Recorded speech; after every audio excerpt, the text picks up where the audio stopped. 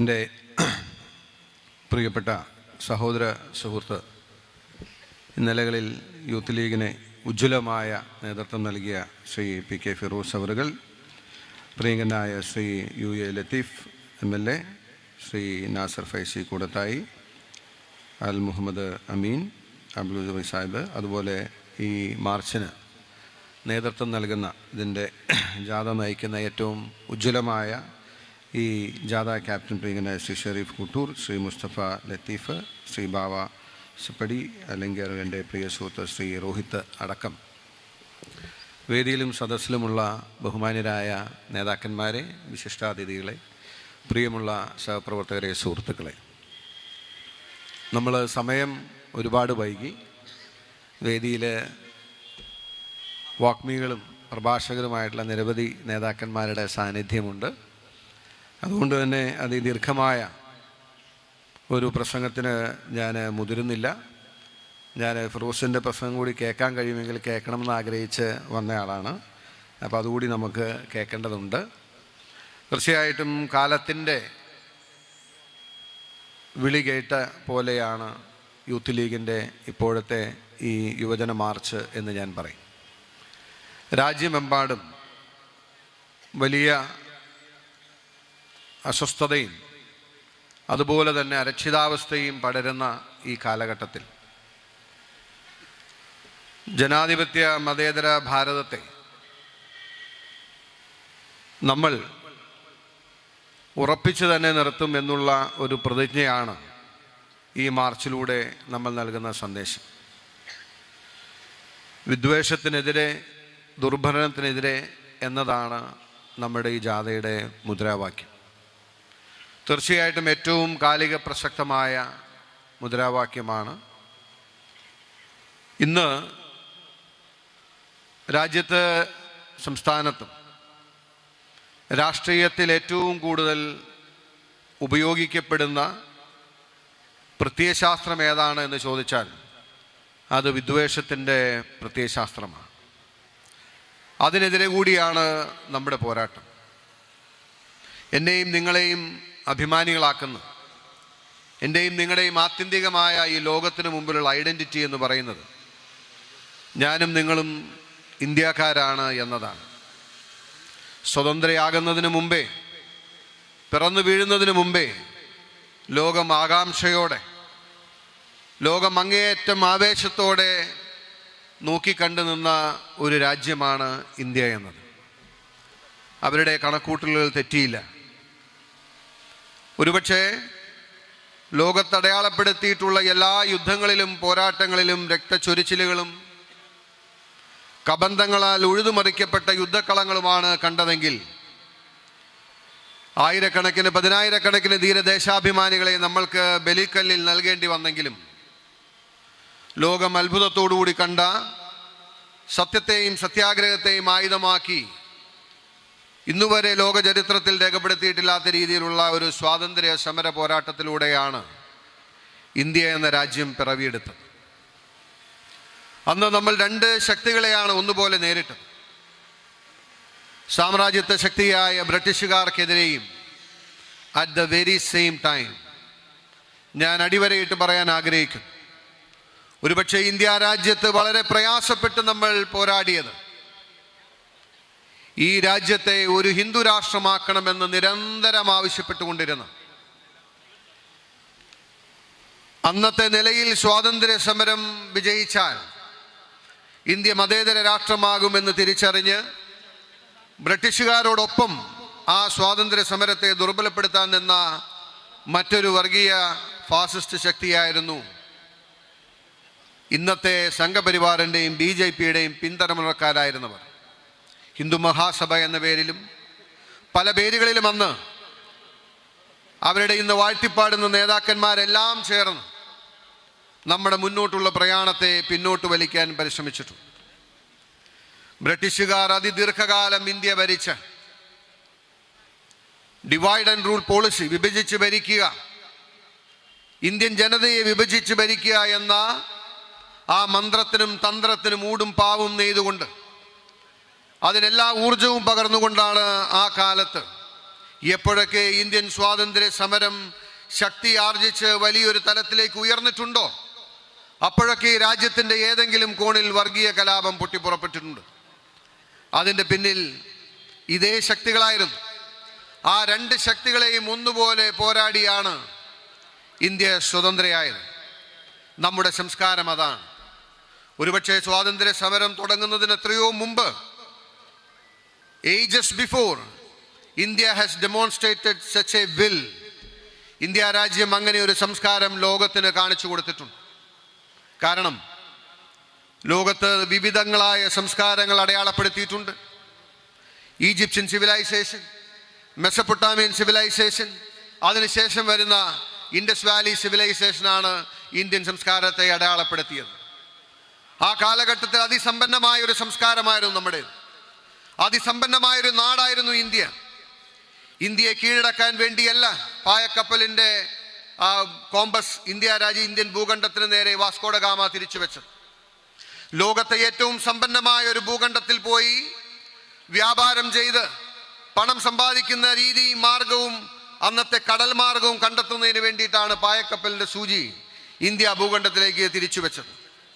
ലോകത്തിന് ആദ്യമായി സുഗന്ധവ്യഞ്ജനങ്ങൾ നൽകിയ മണ്ണാണ് ഭാരതത്തിൻ്റെ മണ്ണ്. ലോകത്തിനാദ്യമായി സ്വർണവും വജ്രവും നൽകിയ മണ്ണാണ് ഭാരതത്തിൻ്റെ മണ്ണ്. ലോകത്തിനാദ്യമായി വിദ്യ വിളമ്പിയ മണ്ണാണ് ഭാരതത്തിൻ്റെ മണ്ണ്. ലോകത്തിന് ഏറ്റവും വലിയ സംസ്കാരം കാഴ്ചവെച്ച മണ്ണാണ് ഭാരതത്തിൻ്റെ മണ്ണ്. നമ്മൾ പാഠപുസ്തകങ്ങളിൽ പഠിച്ചിട്ടില്ലേ, ആ കാലഘട്ടത്തിൽ ഇന്ത്യ രാജ്യത്തേക്ക് 10,000-കണക്കിന് വിദ്യാർത്ഥികൾ വരുമായിരുന്നു വിദ്യ അഭ്യസിക്കാനായി. ലോകത്തിന് വിദ്യ വിളമ്പിയ മണ്ണാണ് ഭാരതത്തിൻ്റെ മണ്ണ്. അങ്ങനെ ഉന്നതമായ ഒരു സംസ്കാരത്തിൽ അതിസമ്പന്നമായിരുന്ന ഒരു രാഷ്ട്രം ആ കാലഘട്ടത്തിൽ കാണിച്ചിരുന്ന ആ ഒരു സാംസ്കാരിക ബോധം, അല്ലെങ്കിൽ നമ്മുടെ പൂർവികർ കാണിച്ചിരുന്ന അന്നത്തെ ചേതന എന്ന് പറയുന്നത് നിങ്ങൾ അറിയണം. ഒരുപക്ഷെ ഒരുപാട് രാജ്യങ്ങൾ ഇന്ന് വലിയ വലിയ മതങ്ങളുടെയും അല്ലെങ്കിൽ മതപ്രഭാഷണങ്ങളുടെയും മതത്തിൻ്റെ ഒറിജിൻസിൻ്റെയും ഒക്കെ നേരവകാശം അവകാശപ്പെടുമ്പോഴും ഒരു കാര്യം നിങ്ങൾ അറിയണം, ലോകത്ത് ഏറ്റവും കൂടുതൽ മതങ്ങൾക്ക് ജന്മം നൽകിയ മണ്ണ് അത് യൂറോപ്പിൻ്റെ മണ്ണല്ല, അത് അമേരിക്കയുടെ മണ്ണല്ല, അത് ആഫ്രിക്കയുടെ മണ്ണല്ല. അഭിമാനത്തോടു കൂടി നമ്മൾക്ക് പറയാൻ കഴിയണം, ലോകത്ത് ചെറുതും വലുതുമായ ഏറ്റവും കൂടുതൽ മതങ്ങൾക്ക് ജന്മം നൽകിയ മണ്ണാണ് ഭാരതത്തിൻ്റെ മണ്ണ്. ഭാരതത്തിൻ്റെ ചരിത്രം നിങ്ങൾ പരിശോധിച്ചാൽ ഈ രാജ്യത്ത് ചക്രവർത്തിയായിരുന്ന അശോകൻ രാജകൊട്ടാരം വിട്ടിറങ്ങി ഈ രാജ്യത്തോട് ഒരു പുതിയ മതപ്രബോധനമാണ് നടത്തിയത്. യുദ്ധം അവസാനിപ്പിച്ച് ശാന്തിയുടെയും സമാധാനത്തിൻ്റെയും ഭാഗമായി ദിനിലാഹി എന്ന പേരിൽ പുതിയൊരു മതസിദ്ധാന്തം അദ്ദേഹം മുന്നോട്ട് വെച്ചു. മറ്റൊരു യുവരാജാവായിരുന്ന കപിലവസ്തുവിൻ്റെ പുത്രൻ സിദ്ധാർത്ഥൻ എന്ന ഗൗതമ ബുദ്ധൻ രാജകൊട്ടാരം ഉപേക്ഷിച്ച് ബോധിവൃക്ഷത്തണലിൽ തപസ് ചെയ്തുകൊണ്ട് ലോകത്തിന് പുതിയ സിദ്ധൌഷധം പ്രദാനം ചെയ്തത് ബുദ്ധമതത്തിൻ്റെ പേരിലാണ്. വർദ്ധമാന മഹാവീരൻ്റെ ജൈനമതം, അങ്ങനെ എത്രയോ മതങ്ങൾ, എണ്ണിയാൽ ഒടുങ്ങാത്ത മതങ്ങൾ, ആദിവാസ ഗോത്രങ്ങളിലും എന്നുവേണ്ട എല്ലാ ജാതി മത ചിന്തകളിലും പുതിയ പുതിയ മതങ്ങളും മതസിദ്ധാന്തങ്ങളും ഇന്ത്യ രാജ്യത്ത് പിറവി കൊണ്ടു. അതുമാത്രമാണോ, വൈദേശിക മതങ്ങളെ രണ്ട് കൈയും നീട്ടി സ്വീകരിച്ച പാരമ്പര്യമാണ് നമ്മുടേത്. പ്രവാചക തിരുമേനി മുഹമ്മദ് മുസ്തഫ റസൂൽ കരീം സല്ലല്ലാഹു അലൈഹി വസല്ലം എന്ന് കോടാനുകോടി ഇസ്ലാം മതവിശ്വാസികൾ വിളിച്ച് പ്രാർത്ഥിക്കുന്ന പ്രവാചകന്റെ വാക്കുകൾക്ക് വിളഭൂമിയായ മണ്ണാണ് ഭാരതത്തിൻ്റെ മണ്ണ്. നിന്നെ പോലെ നിന്റെ അയൽക്കാരനെ സ്നേഹിക്കുക എന്ന ക്രൈസ്തവ സുവിശേഷത്തിന് വിളഭൂമിയായ മണ്ണാണ് ഭാരതത്തിൻ്റെ മണ്ണ്. എന്തിനേയും കൈനീട്ടി സ്വീകരിച്ച പാരമ്പര്യമാണ് നമ്മുടേത്. അങ്ങനെയാണ് ഒരുപാട് മതങ്ങൾക്ക് ഭാരതം വിളഭൂമിയായത്. ഞാൻ പറഞ്ഞില്ലേ, ബഹുസ്വരത എന്ന് പറയുന്നത് ചരിത്രാതീത കാലം മുതൽ ഭാരതം നെഞ്ചോട് ചേർത്ത വികാരമായിരുന്നു, സംസ്കാരമായിരുന്നു. അതുകൊണ്ടാണ് സ്വാതന്ത്ര്യ സമര പോരാട്ടത്തിൽ ഈ രാജ്യം ഹിന്ദു രാഷ്ട്രമാക്കണമെന്ന് ഒരു വിഭാഗം നിന്ന് ആർഗ്യൂ ചെയ്തപ്പോഴും, ഹിന്ദു രാഷ്ട്രമാക്കാമെന്ന് സമ്മതിച്ചാൽ ഞങ്ങൾ എല്ലാവരും ഒന്നടങ്കം ഈ സമരത്തിന് പിന്നിൽ അണിനിരക്കാമെന്ന് പറഞ്ഞപ്പോഴും ഈ രാജ്യത്തിൻ്റെ ഐഡന്റിറ്റി എന്ന് പറയുന്നത് ഒരു മതത്തിൻ്റെ പേരിൽ എഴുതാൻ കഴിയില്ല എന്ന് പറഞ്ഞ് രണ്ട് വശങ്ങളിലും ദേശാഭിമാനികളെ ബലി കൊടുത്തുകൊണ്ട് ഈ രാജ്യം മുന്നോട്ട് പോയി. ലോകത്തെ അതിശയിപ്പിച്ച്, ലോകത്തെ അമ്പരപ്പിച്ചുകൊണ്ട് ലോകത്തെ ഏറ്റവും വലിയ ജനാധിപത്യ മതേതര രാഷ്ട്രത്തെ 1947 ഓഗസ്റ്റ് 15 അർദ്ധരാത്രിയിൽ നമ്മൾ പ്രസവിച്ചത്. ഒരുപാട് രാഷ്ട്രീയ മതനങ്ങൾ, ഒരു നൂറ്റാണ്ടിലേറെ നിന്ന രാഷ്ട്രീയ മതനങ്ങൾക്കപ്പുറമാണ് ഈ രാജ്യം പിറവി കൊണ്ടത്. ഞാനും നിങ്ങളും ജനിച്ചു വളർന്ന മണ്ണ്, ഇത് മതേതരത്വത്തിൻ്റെ ലോകത്തെ പറുദീസയാണ് ഇന്ത്യ രാജ്യം. നിങ്ങൾ ലോകത്തിൻ്റെ ഏത് ഭൂഖണ്ഡത്തിലെ ഏത് കോണിൽ നിന്ന് നിങ്ങളൊരു വിദേശിയോട് പറയുകയാണ് ഞാൻ ഇന്ത്യക്കാരനാണ് എന്ന് പറഞ്ഞാൽ അവൻ്റെ കണ്ണിൽ നിങ്ങൾക്ക് അഭിമാനത്തോടു കൂടി ഒരു സന്തോഷവും റിഗാർഡും കാണാൻ കഴിയും. ഇന്ത്യക്കാരൻ എന്ന് പറയുമ്പോൾ അത് നമ്മൾ ലോകത്തെ ഏറ്റവും വലിയ സാമ്പത്തിക ശക്തിയായിട്ടല്ല, നമ്മൾ ലോകത്തെ ഏറ്റവും വലിയ സൈനിക ശക്തിയായിട്ടല്ല, നമ്മൾ ലോകത്തെ ഏറ്റവും കൂടുതൽ ആരാധിക്കപ്പെടുന്ന കായിക വിനോദത്തിന്റെ ലോകകപ്പ് ജേതാക്കളായതുകൊണ്ടല്ല, ലോകത്തെ ഏറ്റവും വലിയ മ്യൂസിഷ്യനെയും ലോകത്തെ ഏറ്റവും വലിയ സയന്റിസ്റ്റിനെയും ജനിപ്പിച്ചിട്ടല്ല. പക്ഷേ ലോകത്തിന് ഇന്ത്യ എന്ന് പറയുന്നത് ഒരു മാതൃകയാണ്. ലോകത്തിന് ഇന്ത്യ എന്ന് പറയുന്നത് ആദരവാണ്. ലോകത്തിന് ഇന്ത്യ എന്ന് പറയുമ്പോൾ ബഹുമാനമാണ്. ഒരൊറ്റ കാരണമേ അതിനുള്ളൂ, ലോകത്തെ ഏറ്റവും വലിയ ജനാധിപത്യ മതേതര രാഷ്ട്രമെന്ന നെറ്റിപ്പട്ടം കെട്ടിയിട്ടുള്ള ഒരേ ഒരു രാജ്യം അത് ഇന്ത്യയാണ്. അതാണ് എന്നെയും നിങ്ങളെയും അഭിമാനികളാക്കുന്നത്. ഇന്നത്തെ കാലഘട്ടം എന്ന് പറയുന്നത് ഈ രാജ്യത്തിൻ്റെ ആ പ്രത്യയശാസ്ത്രം, ഈ രാജ്യത്തിൻ്റെ ആ സംസ്കാരം, ഈ രാജ്യത്തിൻ്റെ ആ ചരിത്രവും പാരമ്പര്യവും വെല്ലുവിളിക്കപ്പെടുകയാണ്. ഞാൻ നേരത്തെ പറഞ്ഞ ഒരുപക്ഷെ ഏതാണ്ട് ഒരു നൂറ്റാണ്ട് കാലമാണ് RSSന്റെ ചരിത്രം ഇന്ത്യ രാജ്യത്തുള്ളത്.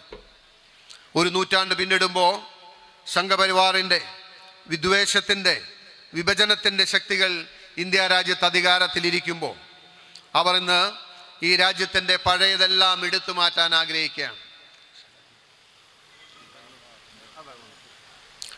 അതുകൊണ്ടാണ് ഓരോരോ നഗരങ്ങളുടെ പേരുകൾ ഇങ്ങനെ മാറ്റപ്പെടുന്നത്.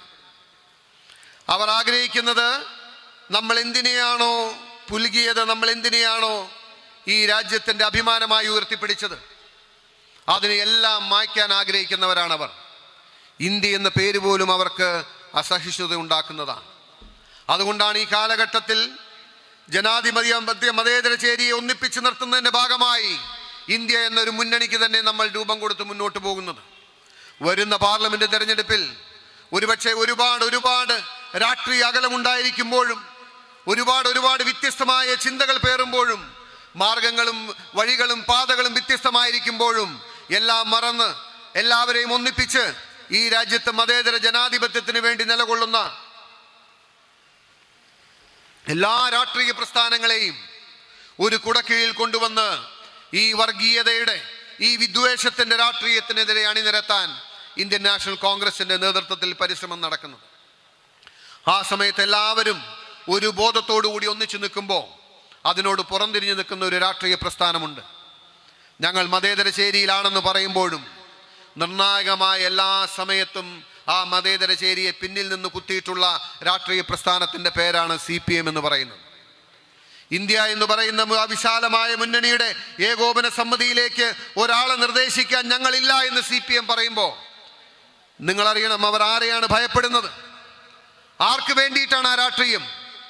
എല്ലാ വ്യത്യാസങ്ങളും മാറ്റി നിർത്തി ഒന്നിച്ചൊറ്റക്കെട്ടായി ഒരു വലിയ അപകടത്തിനെതിരെ, ഒരു വലിയ വർഗീയ ശക്തിക്കെതിരെ, ഈ രാജ്യത്തെ വിഴുങ്ങാൻ നിൽക്കുന്ന വർഗീയതയ്ക്കെതിരെ പോരാടാൻ തുനിയുമ്പോൾ അതിൻ്റെ ഏകോപന സമിതിയിലേക്ക് ഞങ്ങളില്ല എന്ന് പറയുന്ന CPM നൽകുന്ന സന്ദേശം എന്താണ് എന്ന് നിങ്ങൾ തിരിച്ചറിയണം. CPM എക്കാലത്തും അങ്ങനെയാണ്. സ്വാതന്ത്ര്യ സമര ചരിത്രത്തിലും അവരങ്ങനെയായിരുന്നു. അവരുടെ ചിന്ത ഒരു സമയത്തും ദേശീയധാരയോട് ചേർന്ന് നിൽക്കുന്നതായിരുന്നില്ല. CPMന്റെ പ്രത്യയശാസ്ത്രം നിങ്ങൾ കണ്ടിട്ടില്ലേ?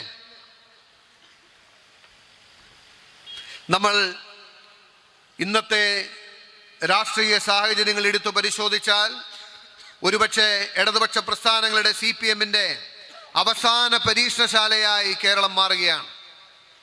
രാജ്യത്തെ എല്ലാ മുക്കിലും മൂലയിൽ നിന്നും കമ്മ്യൂണിസം എന്ന പ്രത്യയശാസ്ത്രം പടിയടച്ച് ജനം പിണ്ടം വെച്ച് കഴിഞ്ഞു. ലോകത്തിന്റെ എല്ലാ കോണിൽ നിന്നും അവർ പുറത്താക്കപ്പെട്ടു. ഒരുപക്ഷെ ഒരു സമയത്ത് ലോകത്തിന്റെ 1/3 അടക്കി ഭരിച്ചിരുന്ന പ്രത്യയശാസ്ത്രമാണ് കമ്മ്യൂണിസം എന്ന പ്രത്യയശാസ്ത്രം. ലോകത്തെ ഏറ്റവും ശക്തമായ ഒരു സാമ്രാജ്യ ശക്തിയെ സൃഷ്ടിച്ച, ലോകത്തെ വൻ ശക്തിയെ സൃഷ്ടിച്ച റഷ്യ അടക്കി ഭരിച്ചിരുന്ന പ്രത്യയശാസ്ത്രമാണ് കമ്മ്യൂണിസം എന്ന് പറയുന്നത്. സ്റ്റാലിനും ലെനിനും ഒക്കെ ഉണ്ടായിരുന്ന റഷ്യ, ഇന്ന് റഷ്യയിൽ കമ്മ്യൂണിസം ഇല്ല എന്ന് മാത്രമല്ല, കമ്മ്യൂണിസം എന്ന് പറയുന്നത് ചരിത്രത്തിലെ ഏറ്റവും വലിയ അബദ്ധമായി അവർ തിരിച്ചറിയുകയാണ്. സെന്റ് പീറ്റേഴ്സ്ബർഗിലും അതുപോലെ റഷ്യയുടെ വിവിധ നഗരങ്ങളിലും ഉണ്ടായിരുന്ന സ്റ്റാലിന്റെയും ലെനിന്റെയും വലിയ കൂറ്റൻ കൽപ്രതിമകൾ ജനം മറിച്ചിട്ട് കൂടം കൊണ്ട് തല്ലിപ്പൊട്ടിക്കുന്ന കാഴ്ച ലോകം കാണാനിടയായി. എന്തുകൊണ്ടാണ്? കമ്മ്യൂണിസത്തിന്റെ എല്ലാ അർത്ഥത്തിലുമുള്ള ഭരണം അനുഭവിച്ചവരാണ് അവർ. അതുകൊണ്ടാണ് ഒരു തലമുറയെ മുഴുവൻ അടക്കി ഭരിച്ച കമ്മ്യൂണിസത്തെ പടിയടച്ച് പിണ്ടം വെച്ചു എന്ന് മാത്രമല്ല, ചരിത്രത്തിന്റെ അവശേഷിക്കുന്ന ഓർമ്മകളിൽ നിന്ന് പോലും കൂടം കൊണ്ട് തല്ലിപ്പൊട്ടിക്കുന്ന കാഴ്ച നമ്മൾ കണ്ടെങ്കിൽ നിങ്ങൾ അറിയണം, കമ്മ്യൂണിസം എന്ന് പറയുന്നത് അതാണ്. ബംഗാളിൽ നിങ്ങൾ കണ്ടില്ലേ? ബംഗാളിൽ 35 വർഷക്കാലം കമ്മ്യൂണിസം ഭരിച്ചു. എന്തായിരുന്നു അവിടുത്തെ അവസ്ഥ? ഇന്ന് കേരളത്തിൽ നടക്കുന്ന കാര്യങ്ങളുമായി നിങ്ങൾ ചേർത്ത് വെച്ച് വായിക്കേണ്ട ചരിത്രമാണ് ബംഗാളിൻ്റെത്. ഇന്ന് ആദ്യമായിട്ടാണ് കേരളത്തിൽ കമ്മ്യൂണിസ്റ്റ് പാർട്ടി 2ാം വട്ടം അധികാരത്തിൽ വന്നത്. ആ 2ാം വട്ടം അധികാരത്തിൽ വന്ന പിണറായി വിജയന്റെ മുഖ്യമന്ത്രിയുടെ ധാർഷ്ട്യവും ധിക്കാരവും അഹങ്കാരവും നമ്മൾ നാൾക്ക് നാൾ കണ്ടുകൊണ്ടിരിക്കുകയാണ്. ഇപ്പോൾ നടക്കുന്ന ഈ ബസ് യാത്രയുടെ ഭാഗമായി എന്താണ് സംഭവിക്കുന്നത്? കഴിഞ്ഞ ദിവസമാണ് അവർ എൻ്റെയും നിയോജകമണ്ഡലത്തിലൂടെ കടന്നുപോയത്. എറണാകുളം ജില്ലയിലൂടെ കടന്നു പോകുമ്പോൾ മുഖ്യമന്ത്രിയുടെ വാഹനത്തിന് അകമ്പടിയായി ഒരു ഗുണ്ടാപ്പട അദ്ദേഹത്തോടൊപ്പം സഞ്ചരിക്കുകയാണ്. അവർ കൂട്ടം കൂടി നിൽക്കുന്ന കതർധാരികളായ ആളുകളെ തേടിപ്പിടച്ച് മർദ്ദിക്കുകയാണ്. കരിങ്കൊടി കാണിച്ചിട്ടല്ല, പ്രതിഷേധിച്ചിട്ടല്ല, വെറുതെ 4 ആൾ കൂടി നിന്നാൽ അവർ കോൺഗ്രസ്സുകാരാണ് എന്ന് തോന്നിയാൽ അവരെ അങ്ങ് വന്ന് മർദ്ദിക്കുകയാണ്. ആ മർദ്ദനത്തിന്, അതിന് ആഹ്വാനം നൽകുന്ന, അതിനെ പ്രോത്സാഹിപ്പിക്കുന്ന, ആ മർദ്ദിക്കുന്നവരെ സംരക്ഷിക്കുന്ന പരസ്യമായ നിലപാട് മുഖ്യമന്ത്രി സ്വീകരിക്കുകയാണ്. നമ്മൾ ഈ യൂത്ത് മാർച്ച് നടക്കുന്ന സമയത്ത് ഞാൻ നിങ്ങളെ വിനയപൂർവ്വം ഒരു കാര്യം ഓർമ്മിപ്പിക്കാൻ ആഗ്രഹിക്കുകയാണ്. നമ്മുടെ പോരാട്ടം കേരളത്തിൽ നമ്മൾ നടത്തുന്നത് കമ്മ്യൂണിസ്റ്റ് പാർട്ടിക്കെതിരെയാണെന്നുള്ളത് നിങ്ങൾ വിസ്മരിക്കേണ്ട. പിണറായി വിജയൻ നേതൃത്വം നൽകുന്ന കമ്മ്യൂണിസ്റ്റ് പാർട്ടി എന്ന് പറയുന്നത് ബംഗാളിൽ ഇന്നലകളിൽ കണ്ട അതേ സ്വഭാവം കേരളത്തിൽ പടിപടിയായി കൊണ്ടുവരാൻ ആഗ്രഹിക്കുകയാണ്. എന്തിനേറെ പറയണം, ഏത് രാഷ്ട്രീയ ചേരിയിൽ നിൽക്കുന്നവരോട് മാത്രമല്ല, തന്നോടൊപ്പം സഞ്ചരിക്കുന്നവരോട്, തന്നോടൊപ്പം നിൽക്കുന്നവരോട്, തന്റെ മുന്നണിയുടെ ഭാഗമായി നിൽക്കുന്നവരോട് ഭയത്തിന്റെയും വിദ്വേഷത്തിന്റെയും ദാസ്യത്തിന്റെയും ധിക്കാരത്തിന്റെയും ഭാഷയാണ് പിണറായി വിജയന്റേത്. ഇന്നത്തെ വാർത്ത നിങ്ങൾ കേട്ടോ എന്ന് എനിക്കറിയില്ല. കോട്ടയത്ത് നവകേരള സദസ്സിൽ പിണറായി വിജയൻ സംസാരിക്കുന്നതിന് മുമ്പ് അവിടെ സ്വാഗതം പറയാനായി വന്നത് കോട്ടയത്തിന്റെ MP തോമസ് ചാഴിക്കാടനാണ്. തോമസ് ചാഴിക്കാടൻ സ്വാഭാവികമായിട്ടും സംസാരിക്കുമ്പോൾ കോട്ടയത്തെ പ്രാദേശിക വിഷയങ്ങളെ പരാമർശിച്ചു. പ്രസംഗം സ്വല്പം ഒന്ന് നീണ്ടപ്പോ പിണറായി വിജയന് തൊട്ടടുത്തിരുന്ന റോഷി അഗസ്റ്റിനോട് അദ്ദേഹം പറഞ്ഞു, ഇനിയും അധികം നീളേണ്ടതില്ല. അദ്ദേഹം കാതിൽ വന്ന് മന്ത്രിച്ചു, ഇനി അവസാനിപ്പിക്കാൻ സമയമായി. അവസാനിപ്പിക്കുന്നതിന് മുമ്പ് കോട്ടയത്തെ സാധാരണക്കാരായ റബ്ബർ കർഷകരുടെ കാര്യം അദ്ദേഹം ഒന്ന് പരാമർശിച്ചു. റബ്ബറിന് വിലയില്ലാത്തത് കൊണ്ട് കർഷകർ പ്രയാസത്തിലാണ് എന്ന് പറഞ്ഞു. തൊട്ടു പിന്നാലെ പ്രസംഗിക്കാൻ വന്ന പിണറായി വിജയൻ ആക്ഷേപിച്ചതും പരിഹസിച്ചതും അതേ മുന്നണിയുടെ ഭാഗമായി നിൽക്കുന്ന ഈ തനിക്ക് സ്വാഗതമോദിയ തോമസ് ചാഴിക്കാടനെയാണ്. തനിക്കിഷ്ടമില്ലാത്തത് എന്തു പറഞ്ഞാലും അസ്വസ്ഥമാകുന്ന മുഖ്യമന്ത്രിയെ നിയമസഭയിൽ ഞങ്ങൾ കണ്ടിട്ടുണ്ട്. എന്നോടും അതാണ് സംഭവിച്ചത്. എനിക്ക് ആദ്യമായ ഒരു അടിയന്തര പ്രമേയത്തിൽ സംസാരിക്കാൻ അവസരം കിട്ടിയത് സ്വർണ്ണക്കടത്തുമായി ബന്ധപ്പെട്ട കാര്യത്തിലായിരുന്നു. സ്വാഭാവികമായിട്ടും കോൺഗ്രസിൽ നിന്നും എന്നെ പ്രസംഗിക്കാൻ നിയോഗിച്ചതിന്റെ ഭാഗമായി സ്വർണ്ണക്കടത്തിന്റെ കാര്യങ്ങൾ പരാമർശിച്ചു വരുമ്പോൾ സ്വർണ്ണക്കടത്തിന്റെ ഏറ്റവും സെൻട്രൽ വരുന്ന കഥാപാത്രം എന്ന് പറയുന്നത് സ്വപ്ന സുരേഷാണ്. സ്വപ്ന സുരേഷിനെ കുറിച്ച് പറയാതിരിക്കാൻ കഴിയില്ല. ഞാൻ ഓർക്കുന്നുണ്ട്, ഞാൻ MLA ആയി അല്ലെങ്കിൽ സ്ഥാനാർത്ഥിയായി മത്സരിക്കുന്നതിന് മുമ്പ് ഏറ്റവും അവസാനമായി ഒരു സമരത്തിൽ പങ്കെടുത്തത് PSC ഉദ്യോഗാർത്ഥികൾ നടത്തിയ സമരത്തിന് ഐക്യദാർഢ്യം പ്രഖ്യാപിക്കാൻ ഒരു ബുള്ളറ്റുമായി കടന്നുപോയപ്പോഴായിരുന്നു. ഞാൻ തിരുവനന്തപുരത്ത് ചെന്നപ്പോൾ കാണുന്ന കാഴ്ച, നമ്മുടെ ചെറുപ്പക്കാർ വിദ്യാർത്ഥികൾ രാപകൽ ഇരുന്ന് പഠിച്ച് അധ്വാനിച്ച് PSC റാങ്ക് ലിസ്റ്റിൽ ഇടം പിടിച്ച PSC ഉദ്യോഗാർത്ഥികൾ അവർ റാങ്ക് ലിസ്റ്റ് നീട്ടണമെന്നാവശ്യപ്പെട്ടാണ് അവരുടെ സമരം.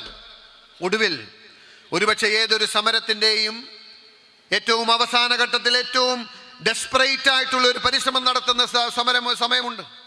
ആ സമയമെത്തി നിൽക്കുമ്പോഴാണ് ഞാൻ ചെല്ലുന്നത്. ഞാൻ കാണുന്ന കാഴ്ച, PSC ഉദ്യോഗാർത്ഥികളായിട്ടുള്ള ചെറുപ്പക്കാർ സെക്രട്ടേറിയറ്റിന് മുമ്പിലെ ടാർ റോഡിൽ മുട്ടുകുത്തി എഴയുകയാണ്. മുട്ടുകുത്തി നടന്നവർ സമരം ചെയ്യുകയാണ്.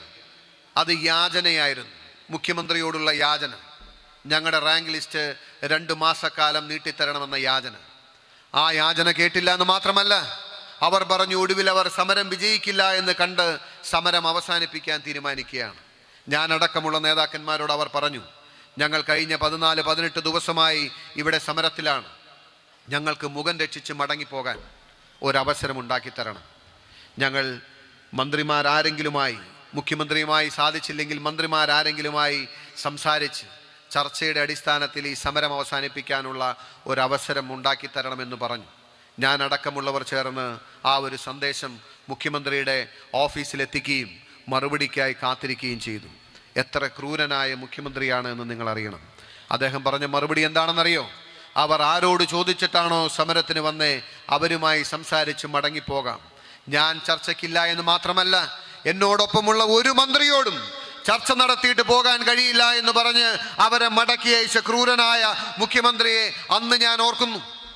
ആ മുഖ്യമന്ത്രി അവകാശപ്പെട്ട, തങ്ങൾ പഠിച്ച് റാങ്ക് ലിസ്റ്റിൽ ഇടം പിടിച്ച് തങ്ങൾക്ക് അവകാശപ്പെട്ട തൊഴിലിന് വേണ്ടി വന്ന ആ ചെറുപ്പക്കാരെ ആട്ടിപ്പായിച്ചപ്പോൾ ആ മുഖ്യമന്ത്രി ഇരിക്കുന്ന അതേ സെക്രട്ടേറിയറ്റിൽ 3 ലക്ഷം രൂപ സാലറി പാക്കേജ് മാറ്റിവെച്ച് ജോലി ചെയ്തിരുന്ന സ്വപ്ന സുരേഷിനെ നിങ്ങൾക്ക് ഓർമ്മയില്ലേ എന്ന് ഞാൻ മുഖ്യമന്ത്രിയോട് ചോദിച്ചു. 10ാം ക്ലാസ് മാത്രം വിദ്യാഭ്യാസം ഉണ്ടായിരുന്ന സ്വപ്ന സുരേഷ് നിങ്ങൾ PSC ഉദ്യോഗാർത്ഥികളെ മുഴുവൻ ആട്ടിപ്പായിച്ച് പുറത്താക്കിയപ്പോൾ ഖജനാവിൽ നിന്നും 3 ലക്ഷം രൂപ സാലറി പാക്കേജ് മാറ്റിവെച്ച സ്വപ്ന സുരേഷ് അതേ സെക്രട്ടേറിയറ്റിൽ ഉപവിഷ്ടയായിരുന്നത് നിങ്ങളുടെ മകളുടെ ശുപാർശ പ്രകാരമാണ് എന്ന് പറഞ്ഞു. കാരണം എന്താ? സ്വപ്ന സുരേഷിന്റെ നിയമനം നടത്തിയത് PwC എന്ന കമ്പനിയായിരുന്നു, ബഹുരാഷ്ട്ര കമ്പനി. ലോകത്തെ ഏറ്റവും വലിയ കൺസൾട്ടൻസി കമ്പനികളിൽ ഒന്ന് PwC എങ്ങനെയാണ് നിയമനം നടത്തിയത്? PwC നിയമനം നടത്തിയത് ശിവശങ്കർ പറഞ്ഞിട്ടാണ് എന്ന് പറഞ്ഞു. ശിവശങ്കർ എന്തുകൊണ്ടാണ് പറഞ്ഞത്? ശിവശങ്കർ പറയാൻ കാരണം ഈ പിണറായി വിജയന്റെ മകൾ നടത്തുന്ന എല്ലാ ബിസിനസ് ഇടപാടുകൾക്കും PR പോലെ വർക്ക് ചെയ്യാൻ എഫിഷ്യന്റ് ആയ ഒരു സ്ത്രീയെ ആവശ്യമുണ്ട്. അവരെ സെക്രട്ടേറിയറ്റിൽ നിയമിക്കണമെന്ന് പറഞ്ഞു. അങ്ങനെയാണ് സ്വപ്ന സുരേഷ് സെക്രട്ടേറിയറ്റിൽ നിയമിക്കപ്പെട്ടത്. PwC എങ്ങനെയാണ് കടന്നു വന്നത്? PwCയും വീണ വിജയനും തമ്മിലുള്ള ബന്ധം എന്താണെന്ന് ഞാൻ ചോദിച്ചു. എന്നിട്ട് പറഞ്ഞു, ഞാൻ പറഞ്ഞതല്ല. ഒരുപക്ഷെ നിങ്ങൾ നിങ്ങളുടെ പാർട്ടി ക്ലാസ്സുകളിൽ, പ്രത്യയശാസ്ത്ര ക്ലാസ്സുകളിൽ, പാർട്ടി പൊതുയോഗങ്ങളിൽ നിരന്തരമായി പ്രസംഗിക്കുന്നതാണ്. കമ്മ്യൂണിസം എന്ന് പറയുന്നത് ബഹുരാഷ്ട്ര കുത്തകകൾക്കെതിരാണ്, സാമ്പത്തിക സാമ്രാജ്യത്വ ശക്തികൾക്കെതിരാണ്. എന്നാൽ ലോകത്തെ ഏറ്റവും വലിയ കൺസൾട്ടൻസി PwC ആണ് എന്നിരിക്കെ നിങ്ങൾ അധികാരത്തിലിരിക്കുമ്പോൾ, ഒരു കമ്മ്യൂണിസ്റ്റ് മുഖ്യമന്ത്രി കേരളത്തിന്റെ അധികാരത്തിലിരിക്കുമ്പോൾ, കേരള സർക്കാരിന്റെ എല്ലാ കൺസൾട്ടൻസികളും ഒരു കമ്പനിക്ക് മാത്രം കിട്ടുന്ന സ്ഥിതിവിശേഷം ഉണ്ടായപ്പോ ആ PwC കമ്പനിയോടൊപ്പം മത്സരിച്ച മറ്റ് കമ്പനിക്കാരാണ് പറഞ്ഞത് PwCക്ക് കേരളത്തിൽ പ്രത്യേക പരിഗണനയാണ് എന്ന്. അങ്ങനെ അന്വേഷിച്ചപ്പോഴാണ് കാണുന്നത് വീണ വിജയന്റെ കമ്പനിയായ എക്സാലോജിക്കിന്റെ വെബ്സൈറ്റിൽ മറ്റാരും പറഞ്ഞതല്ല, മുഖ്യമന്ത്രിയുടെ മകൾ തന്നെ എഴുതിയതാണ്. ജയ്ക് ബാലകുമാർ എന്ന് പറയുന്ന PwCയുടെ ഡയറക്ടർ എനിക്ക് മെന്ററെ പോലെയാണത്രേ, എനിക്ക് വഴികാട്ടിയാണ്, എന്നെ എൻ്റെ ബിസിനസ്സിൽ കൈപിടിച്ച് വഴികാട്ടി നടത്തുന്നവനാണ്, എൻ്റെ ഉയർച്ചയ്ക്ക് പിന്നിൽ എനിക്ക് എല്ലാ ഉപദേശ നിർദ്ദേശങ്ങളും തരുന്നത് ഈ ജയ്ക് ബാലകുമാറാണ് എന്ന് പറഞ്ഞത് സാക്ഷാൽ മുഖ്യമന്ത്രിയുടെ മകൾ വീണ വിജയനായിരുന്നു. ഞാൻ ഈ കാര്യം നിയമസഭയിൽ ചൂണ്ടിക്കാട്ടി. എനിക്ക് പിന്നാലെ 1 അല്ല 2 അല്ല 9-ലേറെ കമ്മ്യൂണിസ്റ്റ് നേതാക്കന്മാർ പ്രസംഗിച്ചു. അവർക്കാർക്കും ഞാൻ പറഞ്ഞതിൽ എന്തെങ്കിലും തെറ്റുള്ളതായി, ഞാൻ പറഞ്ഞതിൽ എന്തെങ്കിലും അവിവേകമുള്ളതായി, ഞാൻ പറഞ്ഞതിൽ എന്തെങ്കിലും മോശമായിട്ടുള്ളതായി അവർക്കാർക്കും തോന്നിയില്ല. പിന്നീട് മുഖ്യമന്ത്രിയുടെ അതിദീർഘമായ മറുപടി വരികയാണ്. അദ്ദേഹം സുദീർഘമായി സംസാരിച്ചു. അതിൻ്റെ ഒടുക്കം വന്നപ്പോ മുഖ്യമന്ത്രി എൻ്റെ പേരെടുത്ത് പെട്ടെന്ന് അപ്രതീക്ഷിതമായി പറയുകയാണ്, മാത്യു കുഴൽനാടൻ. എന്തും അങ്ങ് തട്ടിക്കളയാമെന്നാണ് അദ്ദേഹത്തിന്റെ വിചാരം. മകളെ കുറിച്ച് പറഞ്ഞാൽ ഞാൻ അങ്ങ് കിടുങ്ങിപ്പോകുമെന്ന് വിചാരിച്ചു. അദ്ദേഹം പറഞ്ഞത് മുഴുവൻ അസംബന്ധമാണ് എന്ന് പറഞ്ഞ് എനിക്കെതിരെ ആക്രോശം നടത്തുകയാണ് മുഖ്യമന്ത്രി. സ്വാഭാവികമായിട്ടും ആദ്യമായി തെരഞ്ഞെടുക്കപ്പെട്ട് വന്ന എനിക്കെതിരെ ആക്ഷേപം പറയുമ്പോൾ എന്നെ തിരഞ്ഞെടുത്തയച്ച ജനത്തെ ആക്ഷേപിക്കുന്നത് പോലെയാണ് എനിക്ക് തോന്നിയത്. അവരുടെ മാനം ചോദ്യം ചെയ്യപ്പെടരുത് എന്നതുകൊണ്ട് ഞാൻ മുഖ്യമന്ത്രിയോട് മറുപടി പറയാൻ ഒരു അവസരം ചോദിച്ചു. മുഖ്യമന്ത്രി പറഞ്ഞു, അസംബന്ധം പറഞ്ഞിട്ട് വീണ്ടും അസംബന്ധം പറയാനാണോ? അവസരമില്ല എന്ന് പറഞ്ഞ് നിഷേധിച്ചു. അപ്പോഴാണ് ഞാൻ പറഞ്ഞത്, അന്ന് തന്നെ പത്രസമ്മേളനം നടത്തി പറഞ്ഞത്, ഞാൻ പറഞ്ഞ കാര്യങ്ങളിൽ നിന്നും കടുക് മണിയോളം ഞാൻ പിന്നോട്ട് പോകുന്നില്ല എന്ന് പറഞ്ഞു. എന്നിട്ട് അദ്ദേഹം പറഞ്ഞു, എൻ്റെ മകൾ ഒരു കാലത്തും ഒരു സമയത്തും അങ്ങനെ ഒരു പരാമർശം നടത്തിയിട്ടില്ല. ജയ്ക്ക് ബാലകുമാർ മെന്ററാണെന്ന് പറഞ്ഞിട്ടില്ല എന്ന് നിയമസഭയിൽ അദ്ദേഹം പ്രസ്താവിക്കുകയാണ്. പിറ്റേ ദിവസമാണ് ദൈവം എനിക്കൊരു അവസരം തന്നത്. ഇന്നത്തെ ആധുനിക ശാസ്ത്ര സാങ്കേതിക വിദ്യ പ്രകാരം വീണ വിജയൻ നേരത്തെ പറഞ്ഞത് ഞാൻ പറഞ്ഞല്ലോ. ആക്ഷേപങ്ങൾ ഉയർന്നു വന്നപ്പോ ആ വെബ്സൈറ്റ് ഡൗൺ ആവുകയും ആർക്കും ആ വെബ്സൈറ്റ് ആക്സസ് ചെയ്യാൻ പറ്റാത്ത സ്ഥിതിവിശേഷം ഉണ്ടായി. പിന്നീട് ഏതാണ്ട് 1.5 മാസങ്ങൾക്ക് ശേഷം ആ വെബ്സൈറ്റ് മടങ്ങി വന്നപ്പോ ഞാൻ നേരത്തെ പറഞ്ഞ പരാമർശം അതിൽ നിന്നും നീക്കം ചെയ്യപ്പെട്ടിരുന്നു. ജയ്ക്ക് ബാലകുമാറിനെ കുറിച്ചുള്ള പരാമർശം നീക്കം ചെയ്യപ്പെട്ടിരുന്നു. ആ ധൈര്യത്തിലാണ് മുഖ്യമന്ത്രി അന്നങ്ങനെ പറഞ്ഞത്. എന്നാൽ ഇന്നത്തെ ശാസ്ത്ര സാങ്കേതിക വിദ്യ പ്രകാരം ഗൂഗിൾ ഡംപിന്റെ സഹായത്തോടുകൂടി മുൻകാലങ്ങളിൽ വെബ്സൈറ്റിൽ കുറിച്ചത് നമ്മൾക്ക് തിരിച്ചു കൊണ്ടുവരാൻ കഴിയുമെന്നതുകൊണ്ട് വീണ വിജയൻ പറഞ്ഞ അതേ സാധനം കേരളത്തിന്റെ പൊതുസമൂഹത്തിന്റെ മുമ്പിൽ കൊണ്ടുവന്ന് പിണറായി വിജയന് വേണ്ടി ഞാൻ വായിച്ചു കേൾപ്പിച്ചു. As a founder Jaick Balakumar was a mentor for me എന്ന് വീണ വിജയൻ പറഞ്ഞത് ഞാൻ പറഞ്ഞപ്പോ അതിന് പിന്നീട് മുഖ്യമന്ത്രി മറുപടി പറഞ്ഞില്ല. ഞാൻ അവകാശ ലംഘനത്തിന് ഞാൻ ആദ്യം നൽകിയ നോട്ടീസ് മുഖ്യമന്ത്രിക്കെതിരെ ആയിരുന്നു. അതിനും അദ്ദേഹം മറുപടി പറഞ്ഞില്ല. പിന്നീട് പല ആവർത്തി ഞങ്ങൾ തമ്മിൽ ഏറ്റുമുട്ടേണ്ട സ്ഥിതിവിശേഷമുണ്ടായി. ഞാൻ ദീർഘമായി കടന്നു പോകുന്നില്ല. ഏറ്റവും ഒടുവിലായി ഉണ്ടായത് മാസപ്പടി വിഷയവുമായി ബന്ധപ്പെട്ട പരാമർശമാണ്. അദ്ദേഹത്തെ ചൊടിപ്പിച്ചതും അദ്ദേഹം ആഗ്രഹിക്കുന്നത് ഞാൻ നേരത്തെ പറഞ്ഞില്ലേ, കമ്മ്യൂണിസ്റ്റ് പാർട്ടിയുടെ മുഖ്യമന്ത്രിയുടെ ശൈലി എന്ന് പറയുന്നത് എന്തിനേയും ഭയപ്പെടുത്തിയിരുത്താം എന്നുള്ളതാണ്. അന്ന് ഞാൻ പ്രസംഗിക്കാൻ തുടങ്ങുമ്പോൾ ഞാൻ പരാമർശത്തിലേക്ക് വരുന്നതിന് മുമ്പേ മുഖ്യമന്ത്രി മന്ത്രിമാരുടെ വശത്തേക്ക് നോക്കുമ്പോൾ ഞാൻ കാണുന്നത് ഒന്നിന് പിറകെ ഒന്നായി മന്ത്രിമാരടക്കം എഴുന്നേൽക്കുകയാണ്. എല്ലാവരും ചേർന്ന് എൻ്റെ പ്രസംഗത്തെ തടസ്സപ്പെടുത്തുകയാണ്, സംസാരിക്കാൻ അനുവദിക്കുന്നില്ല. സ്പീക്കർ അടക്കമുള്ളവർ നിയമസഭയിൽ സംസാരിക്കാൻ അനുവദിക്കാതെ ഈ വിഷയം പരാമർശിക്കപ്പെടരുതെന്ന് CPM-ഉം മുഖ്യമന്ത്രിയും ഒരുപക്ഷെ മന്ത്രിമാരും ആഗ്രഹിച്ചിട്ടുണ്ടാകും. പക്ഷെ ഞാൻ അവിടെ നിന്ന് അതിൻ്റെ അകത്തുണ്ടായിരുന്ന കാര്യങ്ങൾ വളരെ വ്യക്തമായും ശക്തമായും നിയമസഭയിൽ വായിച്ചു. എന്നാൽ എൻ്റെ പ്രസംഗം പൂർത്തീകരിക്കാൻ അവർ അനുവദിച്ചില്ല. അങ്ങനെയാണ് ഞങ്ങൾ നിയമസഭ വിട്ട് പുറത്തേക്ക് വരേണ്ടി വന്നതും പിറ്റേന്ന് പത്രസമ്മേളനം നടത്തി ഈ കാര്യങ്ങൾ പറയേണ്ടിയും വന്നത്. അതിന് മറുപടിയായി പിണറായി വിജയൻ പറഞ്ഞത് ഇൻട്രീം സെറ്റിൽമെന്റ് ബോർഡിന്റെ പരാമർശത്തിലുള്ള PV ഞാനല്ല എന്ന് യാതൊരു ഉളുപ്പുമില്ലാതെ പിണറായി വിജയൻ പറയുകയാണ്. എത്രയോ PV-മാരുണ്ടാകാം, അതാരൊക്കെയാകാം, അത് ഞാനല്ല എന്ന് പറഞ്ഞ മുഖ്യമന്ത്രി. നിങ്ങൾ ഓർക്കണം, കേരളത്തെ നയിക്കുന്ന മുഖ്യമന്ത്രി കസേരയിൽ ഇരുന്ന് ഇതുപോലെ പച്ചയായ കള്ളം പറയേണ്ട ഗതികേടിലേക്ക് കേരളത്തിന്റെ മുഖ്യമന്ത്രി അധപ്പതിച്ചിരിക്കുകയാണ്. PV ഞാനല്ല എന്ന് പറഞ്ഞു. പിറ്റേ ദിവസം ഞാൻ പറഞ്ഞു, PV താങ്കളല്ല എന്ന് തെളിയിക്കാൻ നിങ്ങൾക്ക് കഴിയുമെങ്കിൽ ഞാൻ എൻ്റെ MLA സ്ഥാനം രാജിവെക്കാൻ തയ്യാറാണ് എന്ന്. അതിനും മറുപടി ഉണ്ടായില്ല. എന്നാൽ ഏറ്റവും ഒടുവിലായി കഴിഞ്ഞ ദിവസമാണ് പിണറായി വിജയന് ഹൈക്കോടതിയുടെ നോട്ടീസ് അയച്ചത്. എങ്ങനെയാണ് പിണറായി വിജയന് നോട്ടീസ് അയച്ചത്? പിണറായി വിജയന് നോട്ടീസ് അയക്കാൻ കാരണം ഹൈക്കോടതി മുമ്പാകെ സമർപ്പിക്കപ്പെട്ടിട്ടുള്ള ഏകരേഖ എന്ന് പറയുന്നത് ആദായ നികുതി ബോർഡിന്റെ ഇൻട്രീം സെറ്റിൽമെന്റ് ബോർഡ് കണ്ടെത്തിയ ഉത്തരവും അവരുടെ ഫൈൻഡിങ്സുമാണ്. ആ ഫൈൻഡിങ്സിൽ PV എന്നാൽ പിണറായി വിജയൻ എന്നും 1,72,00,000 രൂപ ഒരു സേവനവും നൽകാതെ കരിമണൽ കമ്പനിയിൽ നിന്നും വാങ്ങിയത് വീണ വിജയൻ എന്ന് പറയുന്ന കേരളത്തിന്റെ ഭരണസാരഥ്യത്തിന്റെ ചുക്കാൻ പിടിക്കുന്ന പ്രോമിനന്റായ പൊളിറ്റീഷ്യന്റെ മകളാണെന്നുമുള്ള പരാമർശമുണ്ടായിരുന്നു. അതുകൊണ്ട് ഹൈക്കോടതിയുടെ ജഡ്ജിക്ക് ഒരു സംശയവും ഉണ്ടായില്ല. അതുകൊണ്ടാണ് അദ്ദേഹം PV പിണറായി വിജയനാണെന്നുള്ള പ്രഥമദൃഷ്ടിയുള്ള ബോധ്യത്തിൽ, അല്ലെങ്കിൽ ഉത്തമ ബോധ്യത്തിൽ കേരളത്തിന്റെ മുഖ്യമന്ത്രിക്ക് ഹൈക്കോടതി നോട്ടീസ് അയച്ചത്. ഇനി ഞാൻ അദ്ദേഹത്തോട് ചോദിക്കുന്നത്, PV പിണറായി വിജയനല്ല എന്നൊരിക്കൽ കൂടി കേരളത്തിലെ ജനങ്ങളോട് പറയാനുള്ള ആർജവം നിങ്ങൾക്കുണ്ടോ, ഇച്ഛാശക്തി നിങ്ങൾക്കുണ്ടോ എന്ന് ഞാൻ ചോദിച്ചു. എന്നാൽ നമ്മളെല്ലാവരും അന്വേഷിക്കുന്ന ഒരു കാര്യമുണ്ട്. മാസപ്പടി എന്ന് പറയുന്നത് കേരളത്തിലെ ജനങ്ങൾ മുഴുവൻ ചോദിക്കുന്നത്, മാസപ്പടിക്ക് വേണ്ടി എന്ത് സേവനമാണ് നൽകിയത്? ഒരു സേവനവും നൽകിയിട്ടില്ല എന്ന് പറഞ്ഞു. പിന്നെ എന്തിനാണ് മാസപ്പടി? മാസപ്പടി എന്ന് പറയുന്നത് 1,72,00,000 രൂപയാണ് എന്നാവും നിങ്ങൾ കരുതിയിരിക്കുന്നത്. 1,72,00,000 എന്ന് പറയുന്നത് അന്നത്തെ ആദായ നികുതി ബോർഡ് പരിശോധിച്ച ഒരു കാലഘട്ടത്തിലെ മാത്രം പൈസയെ കുറിച്ചാണ്.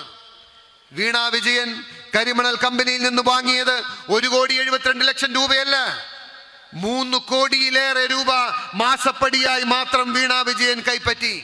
അതാണോ മുഖ്യം? അതല്ല മുഖ്യം. മാസപ്പടി എന്ന് പറയുന്നത് വീണ വിജയൻ എന്ന് പറയുന്ന മുഖ്യമന്ത്രിയുടെ മകൾ കരിമണൽ കർത്തായിൽ നിന്നും 3 കോടിയിലേറെ കൈപ്പറ്റിയെങ്കിൽ പിണറായി വിജയൻ കൈപ്പറ്റിയതിനെ കുറിച്ച് ആ ഇന്ററീം സെറ്റിൽമെന്റ് ബോർഡിന്റെ ഉത്തരവിൽ ഒരു പരാമർശമുണ്ട്. അതെന്താണ് നിങ്ങൾക്കറിയോ? അദ്ദേഹം വിവിധ ആളുകൾക്കായി കൊടുത്ത സംഭാവന എഴുതി വെച്ചിരിക്കുന്നത് 90 കോടി രൂപയാണ്. അതിന്റെ തൊട്ടു താഴെ ഒരു പരാമർശം ഒരു വരിയിലുണ്ട്. ഈ 90 കോടിയിൽ മുഖ്യ പങ്ക് നൽകിയത് കേരളത്തിന്റെ മുഖ്യമന്ത്രി പിണറായി വിജയനാണ് എന്നൊരു സ്റ്റേറ്റ്മെന്റ് ആ ഇന്ററീം സെറ്റിൽമെന്റ് ബോർഡിന്റെ റിപ്പോർട്ടിലുണ്ട്. അതുകൊണ്ട് കരിമണൽ കമ്പനിയുമായി ബന്ധപ്പെട്ട് മുഖ്യമന്ത്രിയുടെ മകൾ മാത്രം വാങ്ങിയതാണ് കരിമണലിന്റെ പണമെന്ന് നിങ്ങൾ ചിന്തിക്കരുത്. കോടാനുകോടി രൂപ കേരളത്തെ ഞെട്ടിക്കുന്ന, കേരളം അമ്പരന്ന് പോകുന്ന, കേരളം ഇന്ന് വരെ കണ്ടിട്ടില്ലാത്ത വലിയ കോഴയാണ് കരിമണൽ കർത്തായിൽ നിന്നും പിണറായി വിജയനും കുടുംബവും കൈപ്പറ്റിയിരിക്കുന്നത്. ഇന്ന് യൂത്ത് ലീഗിന്റെ ഈ മാർച്ചിന്റെ വേദിയിൽ വെച്ചുകൊണ്ട് അഭിമാനത്തോടു കൂടി ഒരു കാര്യം ഞാൻ പറയാൻ ആഗ്രഹിക്കുകയാണ്. നാളത്തെ ദിവസം 6 മണി വൈകിട്ട് സമയത്ത് ഈ കരിമണൽ കർത്തായുമായി ബന്ധപ്പെട്ട, കരിമണൽ അഴിമതിയുമായി ബന്ധപ്പെട്ട എല്ലാ വിവരങ്ങളും കേരളത്തിലെ ജനങ്ങൾക്ക് മുമ്പിൽ ഞാൻ നാളെ സമർപ്പിക്കുന്നതാണ് എന്ന് പറയാൻ ഞാൻ ഈ സമയം വിനിയോഗിക്കുകയാണ്. ഞാൻ പറഞ്ഞിട്ടുള്ള ആരോപണങ്ങൾ എനിക്ക് ബോധ്യമുണ്ട്.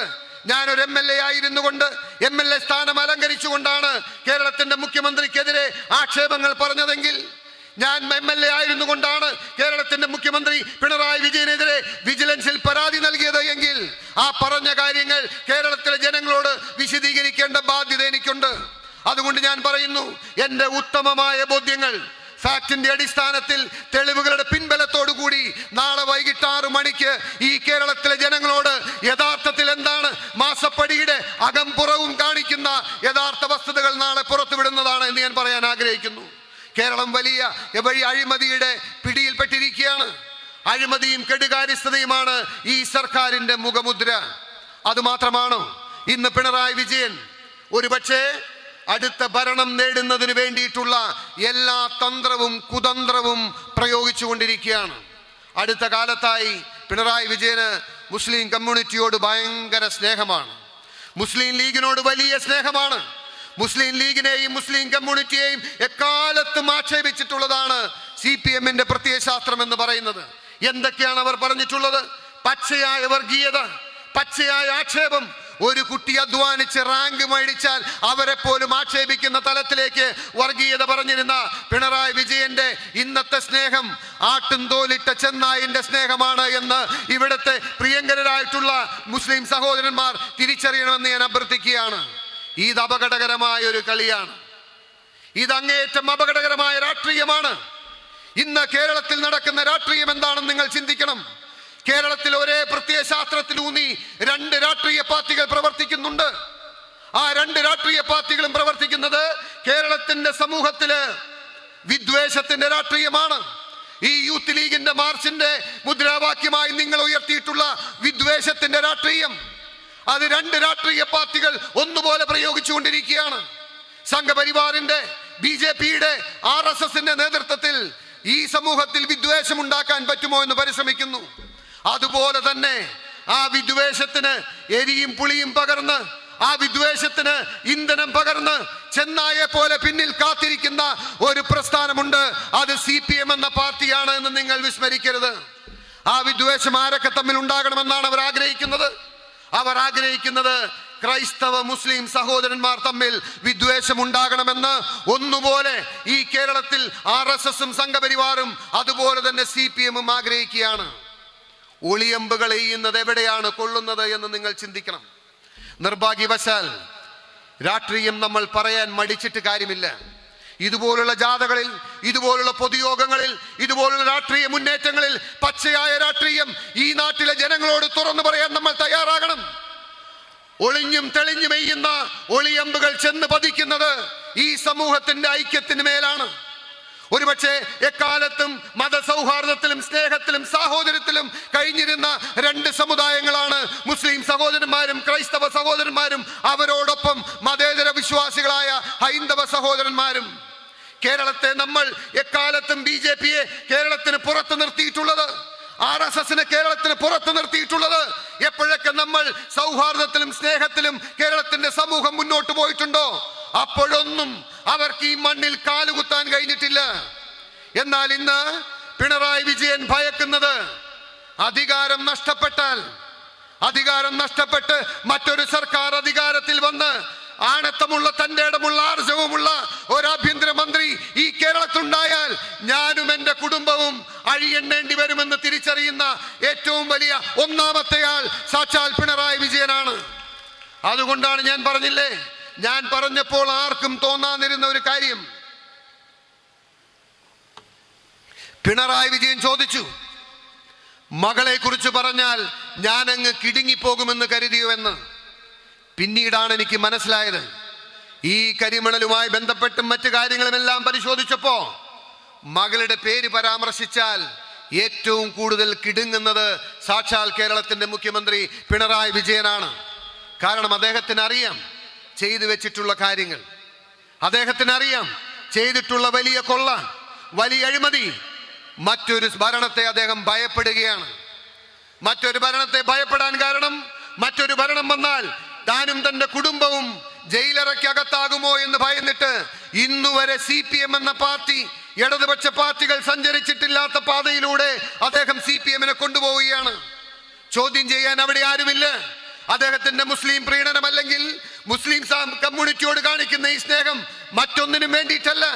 മുസ്ലിം ലീഗിനോട് ആവർത്തിച്ച് പറയുന്ന ഈ കാര്യം അധികാരം നഷ്ടപ്പെടാതിരിക്കാൻ വേണ്ടി ഒരു വട്ടം കൂടി അധികാരത്തിൽ വരാനുള്ള വെപ്രാളമാണ്.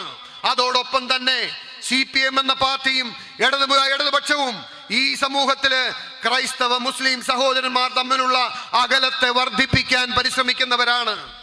ഐക്യത്തിന്റെ ഒരു സന്ദേശവും അവർ പറയുന്നില്ല. എന്റെ രാഷ്ട്രീയ ജീവിതത്തിലെ ഏറ്റവും ധന്യമായ മുഹൂർത്തം ഞാൻ നിങ്ങളോട് പറയാം.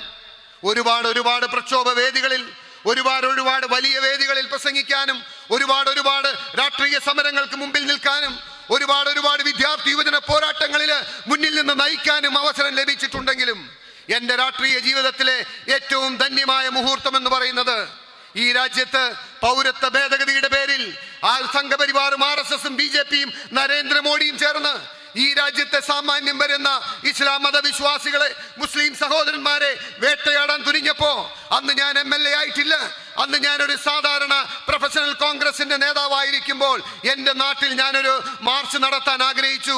സെക്യുലർ മാർച്ച് എന്ന പേരിൽ മതേതര വിശ്വാസികളെ നയിച്ചുകൊണ്ട് പൗരത്വ ഭേദഗതിക്കെതിരെ ഈ സംസ്ഥാനത്ത് നടന്ന ആദ്യത്തെ മാർച്ച് നടത്താൻ തീരുമാനിച്ചപ്പോ എനിക്ക് ഹൃദയത്തിൽ ചേർത്ത് വെക്കുന്ന, എനിക്ക് ഏറ്റവും അടുപ്പമുള്ള, എനിക്ക് സഹോദര സ്ഥാനീയരായിട്ടുള്ള രണ്ടുപേരെയാണ് ഞാൻ ആദ്യം വിളിച്ചത്. ആദ്യം പ്രിയങ്കരനായിരുന്ന അന്നത്തെ യൂത്ത് ലീഗിന്റെ പ്രസിഡന്റ് മുനവർ അലി ശിഹാബ് തങ്ങളെ വിളിച്ചു. അതിന് പിന്നാലെ നിങ്ങളുടെ മുന്നിലിരിക്കുന്ന എന്റെ പ്രിയ സഹോദരൻ PK ഫിറോസിനെ വിളിച്ചു.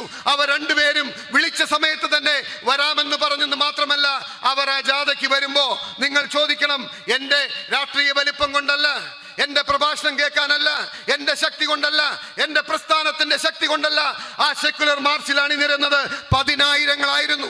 മൂവാറ്റുപുഴയിൽ നിന്നും ഇന്ന് നിങ്ങൾ കടന്നു വന്നതുപോലെ 15 കിലോമീറ്റർ ആ ജാഥ നയിച്ച് ഞങ്ങൾ കടഞ്ഞു തന്നെ ചെന്നത് ഞങ്ങളുടെയൊക്കെ പുണ്യഭൂമി എന്ന് ഞങ്ങൾ പറയുന്ന, ഞങ്ങൾ വിശ്വാസത്തെ ഹൃദയത്തോട് ചേർത്ത് വെക്കുന്ന എൽദോമാർ ബസോലിയോസ് ബാവായുടെ പുണ്യപാദസ്പർശമേറ്റ് പുണ്യപുളകിതമായ എൽദോമാർ ബസോലിയോസ് ബാവായുടെ പള്ളി അങ്കണത്തിലേക്കാണ് കടന്നു വന്നത്.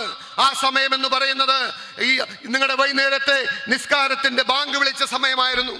ആ സമയത്ത് അന്ന് ബാങ്ക് വിളിച്ച് ആ ജാഥയിൽ കടന്നു വന്നത് ആയിരക്കണക്കിന് മുസ്ലിം സഹോദരന്മാരാണ് ആ ജാഥയിൽ ഉണ്ടായിരുന്നത്. അഭിമാനത്തോടു കൂടി ഞാൻ പറയട്ടെ, ആ പള്ളിയുടെ അങ്കണത്തിൽ പച്ച പരവതാനി വിരിച്ച് മുനവർ അലി ശിഹാബ് തങ്ങൾക്ക് ആദ്യമായി ഒതുവെടുക്കാൻ ഒരിറ്റു വെള്ളം ചാർത്തിക്കൊടുത്തത് ആ പള്ളിയുടെ വികാരിയായിരുന്ന എൽദോസ് അച്ഛനായിരുന്നു എന്ന് പറയുമ്പോ എന്റെ ജീവിതത്തിലെ രാഷ്ട്രീയത്തിലെ ഏറ്റവും സുഹൃതം ചെയ്ത മുഹൂർത്തമായിരുന്നു അത്. അതാണ് ഈ നാടിന്റെ സംസ്കാരം, അതാണ് ഈ നാടിന്റെ ചരിത്രം എന്ന് പറയുന്നത്, അതാണ് ഈ നാട് ആഗ്രഹിക്കുന്നത്. ഇന്ന് മുസ്ലിം ക്രൈസ്തവ സഹോദരന്മാർ തമ്മിൽ അറിഞ്ഞും അറിയാതെയോ എവിടെയെങ്കിലും അകൽച്ച ഉണ്ടായിട്ടുണ്ടെങ്കിൽ അതിനെ ഇഴചേർക്കേണ്ടത്, അത് തുന്നിച്ചേർക്കേണ്ടത് എന്റെയും നിങ്ങളുടെയും കടമയാണ് എന്ന് ഞാൻ ഓർമ്മിപ്പിക്കാൻ ആഗ്രഹിക്കുന്നു. അധികാരം പിടിക്കുന്നതിന് വേണ്ടിയിട്ടല്ല, തെരഞ്ഞെടുപ്പിൽ ജയിക്കുന്നതിന് വേണ്ടിയിട്ടല്ല. കേരളം എന്ന ഈ സംസ്ഥാനത്തെ എക്കാലവും മതേതര സ്ഥാനമായി, മതേതരത്തിന്റെ ഏറ്റവും വലിയ ഈറ്റില്ലമായി, മതേതരത്തിന്റെ സമൂഹമായി നിലനിർത്തുന്നതിന് വേണ്ടിയിട്ടാണ്. ഈ യൂത്ത് ലീഗിന്റെ ജാഥയും അതുപോലെ തന്നെ യൂത്ത് കോൺഗ്രസിന്റെ പരിപാടികളും ഒന്നിച്ച് കൈകോർത്ത് നമ്മൾ പരിശ്രമിക്കേണ്ടത് ഈ സമൂഹത്തിന്റെ മതേതരത്വത്തെ നിലനിർത്താൻ വേണ്ടിയിട്ടാണ്. അത് കഴിയുന്നത് നമുക്കാണ്. ഞാൻ അവസാനിപ്പിക്കുകയാണ്. അതുകൊണ്ട് എന്ത് വില കൊടുത്തും ഏതറ്റം വരെ പോയാണെങ്കിലും ഈ രാഷ്ട്രീയത്തെ നമ്മൾ ചേർത്ത് പിടിക്കണം. അത് പറയുമ്പോൾ എനിക്ക് ഓർമ്മ വരുന്നത് 4 വരികളാണ്. വളരെ ഹൃദ്യമായി പലപ്പോഴും പാടിയിട്ടുള്ള 4 വരികൾ. കൂട്ടുകാരി നമ്മൾ ചേർത്ത കൈയഴിയാതെ, ചേർന്ന ഹൃത്താളഗതി ഊർന്നു പോവാതെ, മിഴിവഴുതി വീഴാതിരുൾക്കയം ചൂഴാതെ പാർത്തിരിക്കേണം ഇനി നാം തനിച്ചല്ലോ. കൂട്ടുകാരി നമ്മൾ കോർത്ത കൈയഴിയാതെ, ചേർന്ന ഹൃത്താളഗതി ഊർന്നു പോവാതെ, മിഴിവഴുതി വീഴാതിരുൾക്കയം ചൂഴാതെ പാർത്തിരിക്കേണം ഇനി നാം തനിച്ചല്ലോ. ശരിയാണ്, നാം തനിച്ചാണ്. ഈ രാജ്യത്ത് മതേതരത്വത്തിന് വേണ്ടി പോരാടാൻ നമ്മൾ തനിച്ചാണ്. ആ തിരിച്ചറിവ് നമ്മൾ ഓരോരുത്തർക്കും ഉണ്ടാകണം. ആ തനിച്ചാകുമ്പോഴും കോർത്ത കൈയഴിയാതെ, ചേർന്ന ഹൃത്താള ഗതി ഊർന്നു പോവാതെ, മിഴി വഴുതി വീഴാതെ, ആ കനൽ ആ വിളക്ക് കെട്ടുപോകാതെ, മതേതരത്വത്തിന്റെ ആ നാളമണയാതെ ഞാനും നിങ്ങളും കൈകോർത്ത് പിടിച്ച് കണ്ണുകൾ ചിമ്മാതെ കാത്തിരുന്ന് അതിനെ സംരക്ഷിക്കാൻ വേണ്ടി മതേതരത്വത്തിന്റെ പോരാട്ടത്തിൽ ഒന്നിച്ച് കൈകോർത്ത് മുന്നോട്ട് പോകാമെന്ന് മാത്രം പറഞ്ഞുകൊണ്ട് യൂത്ത് ലീഗിന്റെ ഐതിഹാസികമായ ഈ ജാഥയ്ക്ക് എല്ലാവിധ അഭിവാദ്യങ്ങളും വിജയവും നന്മയും നേർന്നുകൊണ്ട് ഞാൻ നിർത്തുന്നു. നന്ദി, നമസ്കാരം, ജയ് ഹിന്ദ്.